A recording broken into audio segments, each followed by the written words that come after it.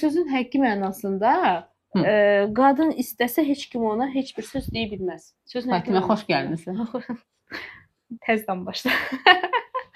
Xoş gəlmisən. Xoş gördük Salə. Nəhayət ki, psixoloq dost söhbətlərində səni görmək qismət oldu mənə. Mənə də çox xoşdur, çox maraqlıdır layihən. Daha da uğurlar arzulayıram sənə inşallah. Təşəkkür edirəm. Başlayaq. Çox Bugünkü gözəl. mövzumuz çox əla bir mövzudur və məncə cəmiyyətin çox hissəsinə aid olan bir mövzudur. Nəyə görə biz sevilmədiyimiz yerdə israrla qalmağı seçirik? Səncə bir insan onu yoran münasibətdə niyə qalır? Səbəblər çox ola bilər Salə. Yəni 1-2 səbəb deyə bilmərik. Amma ilk öncə insan özünü bu münasibətə layiq görməsindən. Yəni ki, norma səviyyəsinə salmasından, böyüdüyü mühitdə də artıq yorucu bir mühit ola bilər. Yəni ki, belə deyim də, qarşı tərəfin həm həyat yoldaşı qismində olsun, dost qismində olsun, müdir qismində olsun. Yəni alçaldıcı sözlər dediyi təqdirdə belə kişi və yaxud da qadın buna dözür. Çox zaman dözür.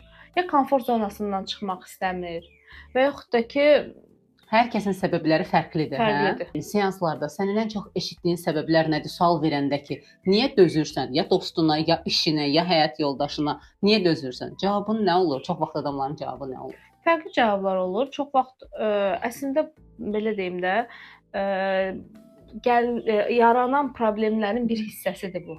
Aha. Dözmək. Bəzən real səbəblər olur. Dözməyə real səbəblər olur. Deyir məsəl üçün övladıma görə dözürəm və yaxud da ki vərdiş halını alır. Bir qadının öz ayağı üstündə dura bilməməsindən irəli gəlir. Arxa dayağın olmamasından irəli gəlir. Yəni hər səbəbi ailəni dağıtmaq da doğru deyil. Bəzən amma elə səbəblər var ki, o ailə dağılmalıdır. Çünki orada elə ailənin daxilində uşaqlar şiddət görür. Çünki orada zorakılıq da var, şiddət də var. Pis vərdişlər də var. Nə qədər qadın tab gətirə bilər. Olur gənc nişanlı cütlükdür və yaxud da sevgililərdir. Onların da real səbəbləri olur bəzən. Onlarda daha çox deyərdim ki, vərdiş olur.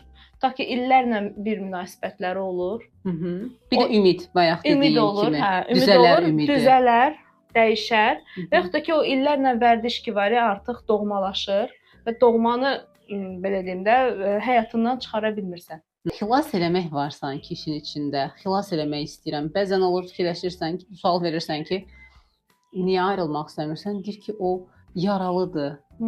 Özümüzdə də bəlkə var belə münasibətlər həyatımızdakı. O onsuz da o işsizdir ya da ailəsində belə çətinlikləri var. Mən onun yanında olmalıyam ki, bilirsən sənə səhv eləyir. Amma sən xilaskar rolunu oynayırsan biriləri üçün. Bu bir həyat yoldaşı, bu nişanlı, dost ola bilər. Sənə elə gəlmir ki, bu uşaqlıqdan yüklənən məsuliyyətdir. Uşaqlıqdan bizə yüklənən məsuliyyət. Sən balaca qardaşındır, sən balaca bacındır. Bu axı böyük qardaşındır. Real məsuliyyət deyil. Real məsuliyyət yoxdur. Məsuliyyətin olunub. Eynən, məsuliyyətin olmayan məsuliyyətlərin sənə yüklənməyi. Yəni ki, sən dözməlisən buna. Dözməlisən. Olur bəzən ictimai qınaqdan da qorxurlar insanlar. Kim nə deyər? Bu bizə daha çoxdur, mentalitetdə var. Olur, bayaq dediyimiz kimi özün qiymətləndirmənin aşağı olması. Məsəl üçün normal özün qiymətləndirmə adekvat olanda tutaq ki, bir insan digər insanın asudə vaxtını belə deyim də lağa qoyur. Seriala baxırsan və yaxud da ki, rəqs edirsən, özünə əks gəlir və onu lağa qoymağa başlayır. Özünün qiymətləndirməsi aşağı olan insan dərhal depressiv reaksiyalar verir, özünü pis hiss etməyə başlayır. Mühitdə qalmağına, ona dəyər verməyən adamın yanında qalmağına səbəb davamlı olaraq o konfliktə öyrəşməyi, özünün qiymətləndirmənin aşağı olması. Onu üstün görür, düz deyir. O üstündür, üstündür. O bunu eləyə bilər, o haqlıdır və onun haqqıdır. O haqlıdır. Bu nədir? Mən seriala baxıram və yaxud da ki, bu nədir? Mən rəqsim. O düz deyir. Asudə vaxtımı daha səmərəli keçirə bilərəm. Yəni özünü bayaq dediyin kimi ki, fəda eləyir. Öz marağını fəda İdarə olunmaq istəyi də vardı, onda bunun içində. O da olar, konformist tipi də ola bilər ki, uyuşan tip deyirik də, nə dedi ona razılaşsın. Və o şəxslər də sadist biri ilə ailə həyatı qursa, burada fəlakət olar. Deməli, işin içərisində o bizə dəyər verməyən, bizi incidən mühitdən çıxa bilməməyimizin içərisində sevgidən ötə şeylər var, ha? Məncə sevgi deyil o. Bağımlılıq da var içərisində. Bağlı özünə cəzalandırma da ola bilər. Travmatik davranışlar da var məncə. Bir də belə olur. Ən çox adamlar hansı münasibətdə ilişib qalırlar. Deyirsən ki, ayrıl canını qurtar da. Bir yuxarı, bir aşağı. Yaxşı gedir, möhtəşəmdir, birdən düşmən kəsilirlər bir-birlərinə. Yellənçək tipi belə deyək də.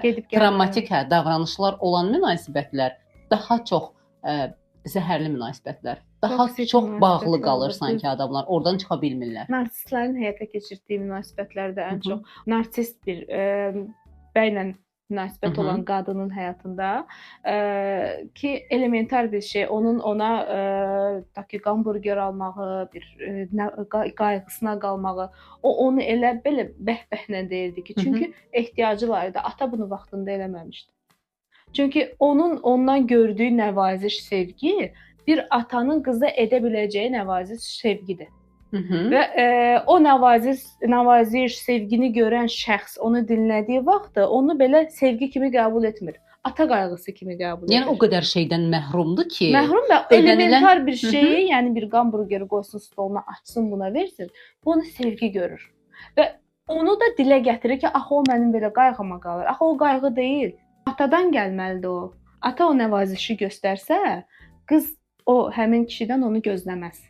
Bəlkə onda cəmiyyətdə bu ata simvolunda da biraz bir çatışmazlıq var ki, ola bilər. Çünki çoxdur. Ata-qız münasibəti, ata-oğul münasibəti vaxt ayrılır. Mən əvvəllər bağçada işlədiyim vaxtlarda valideynləri müşahidə edirdim də uşaqlarınla necə münasibət göstərirlər. Xarici valideynlər, Azərbaycanlı olmayanlar, uşaqla danışır, onun ayaqqabısını geyindirir, sonra əlindən tutur, söhbət eləyə gedir ya da uşağının oyun meydançasında oynayıb ta ki bezməyini gözləyir. Hətta 1 saat olsa da belə. Amma bizim valideynlərdən bir çoxunda, yəni təbii ki, hamısında yox, çoxunda müşahidə elədiyim o idi ki, ata telefonla danışa-danışa qabaqda gedir, uşaqda 5 addım, 6 addım arxadan tez gəldiydi o şəkildə. Yəni söhbət eləmədən də, müzakirələr olmadan. Ünsiyyət qurmadan. Sonra da problem yaranır ki, niyə yeniyetməkdə uşaq qapalıdır, utancaqdır, mənlə danışmır. Daha çox fikir verdiyim şey bax özgüvənsizlik dedində, yəni burada var özgüvənsizlik, biri tərəfindən idarə olunmaq istəyi var işin içərisində. Bir də qadınlarda çoxca gördüm, mən bu seanslarda görmüşəm, onu misal çəkəcəm. İtirmək, uduzmaq kimi qəbul edirlər.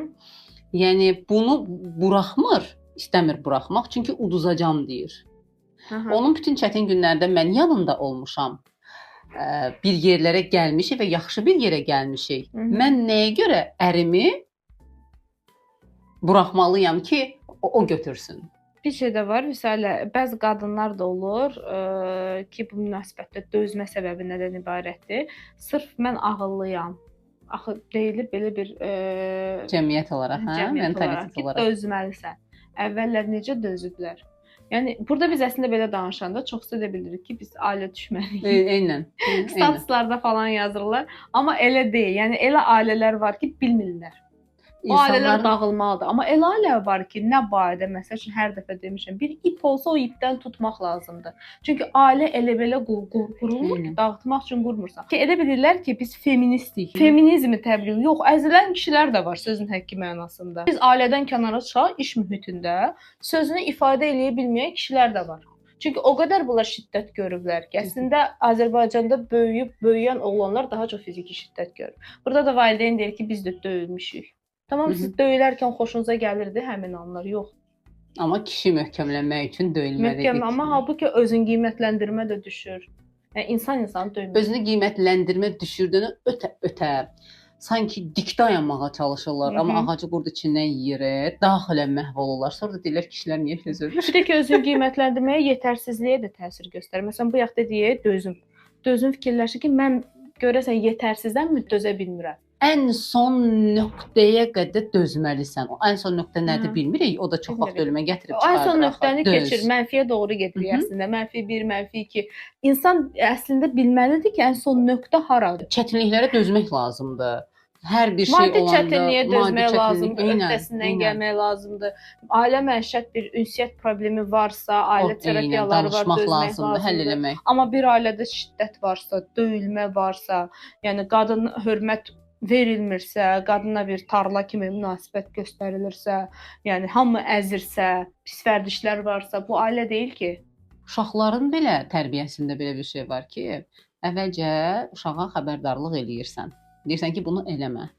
Sonra deyirsən ki, bax bunu eləsən, nəticəsi bu olacaq. Nəticəsi nə olacaq? Məsəl üçün sən qucağımdasan, mənim saçımı yolursan, mən səni yerə qoyacağam. Və üçüncüdə artıq o dediyi tətbiq eləyirsən. Ailə həyatı da belə olmalıdır da. Yəni o həll yolları mütləq araşdırılmalıdır, baxmalısan da. Yəni nə ilə həll eləyə bilərik? Gəl bir oturaq danışaq. Ayrılığın çox vaxt səbəbi bir tərəfin çiynində olmağı olur, onsuz da yükün. Yəni illərlə adam dözür, problem həll olunmur, görməzdən gəlinir. Sonda bilirsən necə olur? O bilmir ki, o ayrıla bilər qarşısındakı adam ondan. Alışıb axı dözməyinə, bütün yüklərə dözməyinə. O məqama gəlib çıxanda yalvarışlar başlayır, sonra təhdidlər başlayır. O yoldan geri qaytarılmaq üçün hər şey olur. O son məqamda olunan dəyişim də dəyişim deyil. Ümid də bizi aparır, saxlayır o çərçivənin içində. Hə, buradan çıxma, bir ümid gözlə ki, nə vaxtsa düzələcək. Günahkarlıq hissi də buna kömək eləyir ki, mən qoyub getməyim də Fatiməni. O özü eləyə bilməz axı. Mənə gəlir ki, o an qadının analıq hissi üstün gəlir ona. Bəzən olur ki, seanslarda da olur. Amma ana olmadığı halda, düzdür, həyat yoldaşına, dostuna aidiyyəti yoxdur. Bax, dostu da olsun. O analıq hissi gəlir. Ona mən çox fikir vermişəm. Nədə fikir vermişəm? Bir qadının bir kişiyə olan münasibəti baxırsan sevgi deyil. Özündən yaşca balaca, amma sevgi deyil. Qorumaq, baxırsan ki, qayğısına qaymaq. Qalır. Hə, yeməyinin dərdini çəkir, paltarlarının. Baxırsan ana nəvazişidir. Onu analıq öz övladı olandan sonra duyğuları dəyişə bilər. Yəni hər yaşın özünün tələbat dönəmi var. Hər müəyyən yaşdan sonra insan o tələbatını ödəmək istəyir. Yeniyetməlikdə necə intim ünsiyyətdirsə, uşaqlarda oyundursa, müəyyən yaşdan sonra da insan təbiəti istəyir ana olmaq.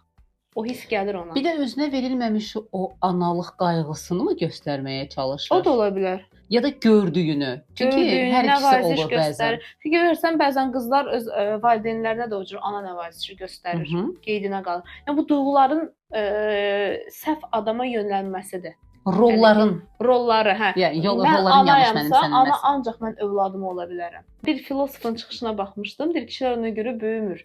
Çünki o hiss gəlmir onlara, analıq hissi.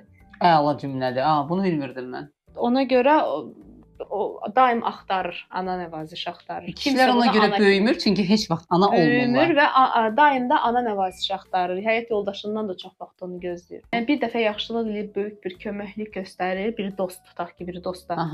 Ondan sonra toksik münasibətləri olur, amma bu qarşıdakı digər insan fikirləşir ki, o mənə o vaxtı çox tutaq ki, həyatımı xilas eləyib. Amma məncə hamımızın həyatımızda var axı belə adamlar. Belə adamlar var, onu da bilmirsən. Amma halbuki o insan sənin həyatını hələ də zəhərləməyə çalışır. Əslində o cür aqressorlar öz qurbanlarını da seçirlər. Bilirlər kim buna itaət edər, kim yox. Kim bağlanar. O necə hipnotizorlar seans ərzində kim daha çox təlqinə meyllidir deyə seyircilər arasından seçilir. Eləcə də narsistlər, o aqressorlar, zorakı insanlar öz qurbanlarını o cür seçirlər ki, bunun nə isə özün qiymətləndirməsi aşağıdır, hə. Onu çox götür qoyurlar. Heç vaxt o tipli insanlar özündən əmin, özün qiymətləndirməsi, normal olan insana yaxın gəlmirlər. Necə insanları seçirlər? Bağlanma problemi olan adamları hiss edirlər, bağlanma və yaxud da ki, baxır ki, travmatik bağlanma. Travmatik, biraz da ilk kəlmə. Onların məsəl üçün yaxınlaşma məsələsi necə olur? Birinci psixoloji olur. Sənin qeydinə qalıram deyə nələrisə qadağan edirəm, düzdür? Sevgidən doğan qadağalar. Və o da fikirləşir ki, mənə həqiqətən çox istəyir. Elə dostlar da olur. Məndən başqa heç kimlə dostluq eləmə. Məni sevdiyinə görə bu qadağaları qoyur. Qadağaları qoyur. Yavaş-yavaş zorakılığın digər növlərinə keçir. Onu o çevrənin içərisinə alandan sonra öz həyatına davam edir. Onu da o qadağaların və qısıtlamanın içərisində qoyur. Saxlayır. Mənsiz sən heç kimsən, mənsiz sən bacararsan, bacarmarsan. Yəni bu tipli kəlmələrlə onu manipulyasiya edir sanki. O çevrənin içərisində olan adam da ilk başlardakı insanı xatırlayır. Hə. Ona görə çıxa bilmir. Bir gün özü açıb məni buradan çıxardacaq ya da. Üstündən, məsəl üçün illər keçir ki, bu tutaq ki, bir yerdə işləyirdi, ailə həyatından danışsaq, özünün işini falan fəda eləyir. Sonra əslində işə qayıda bilər, amma qayıtmır. Üstündən 15 il keçir, 20 il keçir, 50 yaşı olur, hara getsin? Hansı iş tapa bilər və qarşıdakı da deyir ki, hara gedəcəksən? O asılılıq da var, haqlısan. Çünki ilk başlarda İlk başlarda o şəraiti ona yaradır, həyatını qısıtlama şəraitini yaradır. Sən dediyin kimi 10 il sonra, 15 il sonra da doğrudan həyatı qısıtlı halda olmuş olur və onda da əvvəli fikirləşir ki, məni bu hala o salıb, ona görə də burdan çıxa bilmərəm. Yoran münasibətdən necə çıxa bilərik, necə çıxmalıyıq? Çıxmaq üçün insan özünün dəyərlər sistemini müəyyənləşdirməlidir. Yəni bu yaşa artıq gəlmişik. Düzdür, işləyirik seanslardakı uşaqlıqda olan neqativ düşüncələri, neqativ emosiyaları azad edək. Amma ki, hər kəs də bu seansdan yararlana bilmir. Ona görə bəzi belə tövsiyə xarakterli bizim məsləhətlərimiz də olur. Məsələn, dəyərlər sistemini yaratmaq lazımdır. Yəni o insan otursun, əyləşsin bir yerə, dəyərlər sistemini fikirləşsin. İlkin dəyərlər sistemində məndə nə dayanır? Məsələn, əlbəttə ki, bir insan dəyərlər sistemində maddi bir hal dayanırsa, bu maddiyyat itsə və yaxud da ki, bir maddiyyatın kimdənsə asılı olsa, sən avtomatik nəyəsə dözürsən.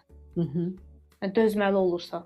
Ona görə birinci yerə, həyatının ilkin etabına heç vaxt maddiyyatdır, yəni ki, itirilə bilən nələrisə yox, mənəvi keyfiyyətləri qoymaq lazımdır, sevgini qoymaq lazımdır. Yəni sənin bir çərçivən, sərhəddin olmalıdır da, harda bitir, harda mən imtina eləməliyəm?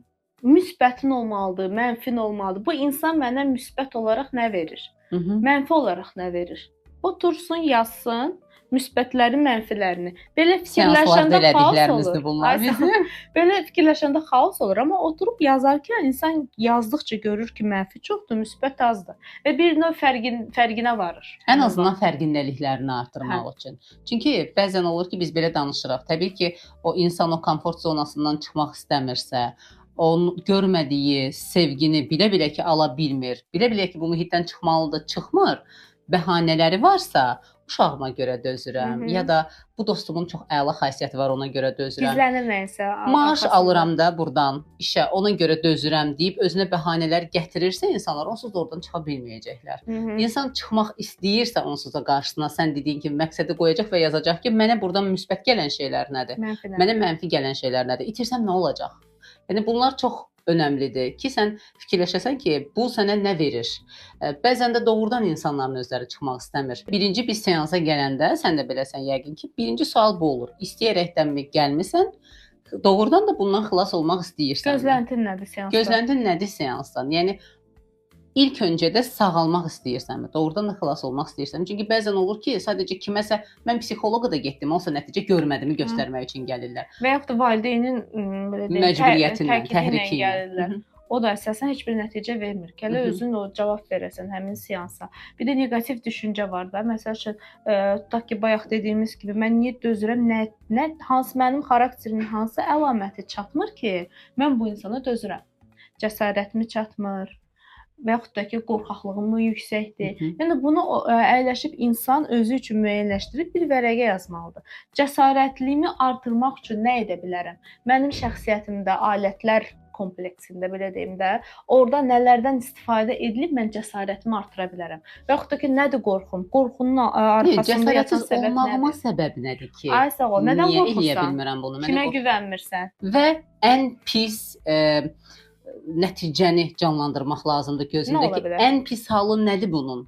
Yəni bunu mütləq eləmək lazımdır. Fatimə, çox sağ ol ki, gəldin. Mən sənə çox sağ ol. Səndən söhbət çox necə idi? Mən də çox maraqlı oldu. Sən mən ola bilərsən. Qəşəng psixoloji mövzularda yenidən görüşəcəyik. İnşallah. Okay?